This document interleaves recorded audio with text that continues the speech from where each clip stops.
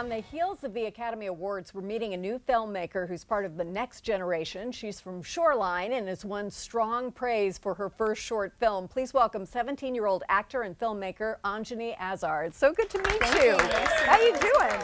I'm good. So you go to Big Picture School in Bellevue, right? Tell us about the school. So it's a regular public school.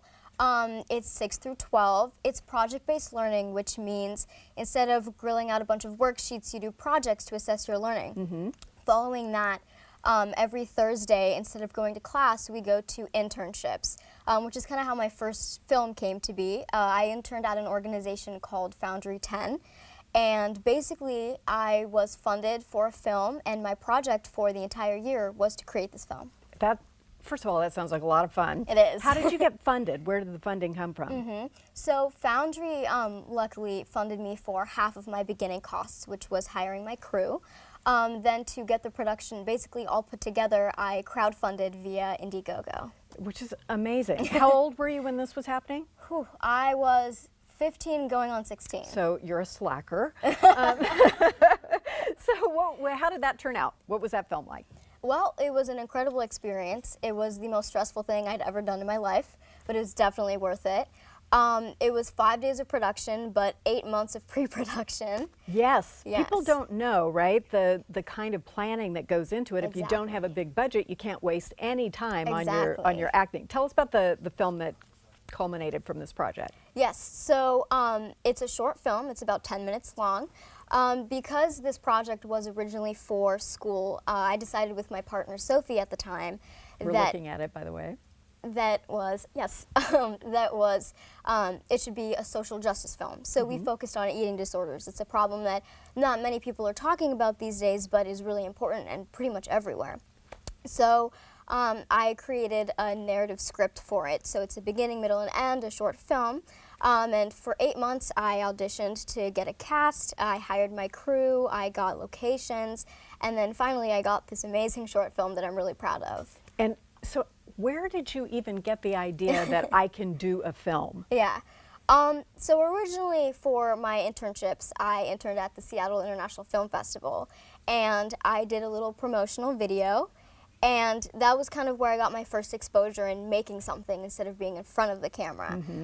Following that, I actually talked to my advisor, and I asked, well, you know, what's my next step? How do I go bigger? And she went, well, Anji, just go and make something. It's that simple. So I approached Foundry, and I pitched them my idea, and then they were like, great, go for it. The cool thing is now that everybody has a smartphone, we have some basic experience with shooting video, trying to put it together, right? So you don't have to wait for somebody to discover you in film school and do all of that. You can get a start. So you also raised $5,000, right, for the project. It took off. Tell me a little bit about that process of how, when you're not, you're not known, you're still in school, you need to raise some money. I'm terribly impressed with that. How you got people to back you.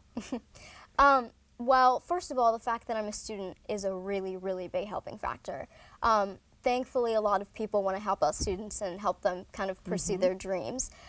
So that was a really big thing for trying to convince people to back me. Another thing was perks. So a lot of people, I spoke to them and I said, you know what, if I can get some sort of support from you, you can get your name in the credits as a special thanks or as a producer. See, she's thinking. Thank you. And, product placement is another thing. I spoke to certain people and I was like, listen, if you want to back me a little bit, I can place a product of yours in my film as well, which is what I'm doing for my upcoming project.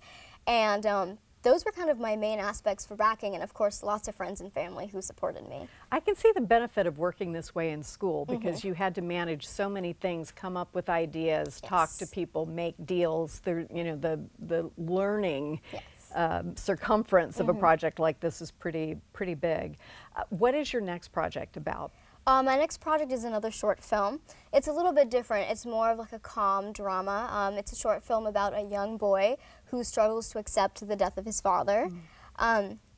It's a higher budget, of course. I'm currently doing a GoFundMe, and I'm raising money to hire my cast and my crew. And I'm really excited for it. I'm hoping to submit it to more international film festivals to get some global presence. I think you're on your way.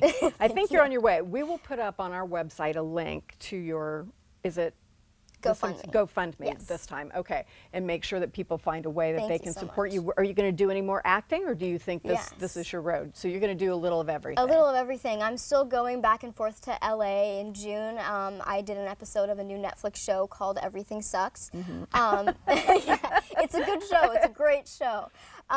And following college, which I'm going to film school in California, I will be doing acting on the side to kind of help build my network of people, since who you know is everything.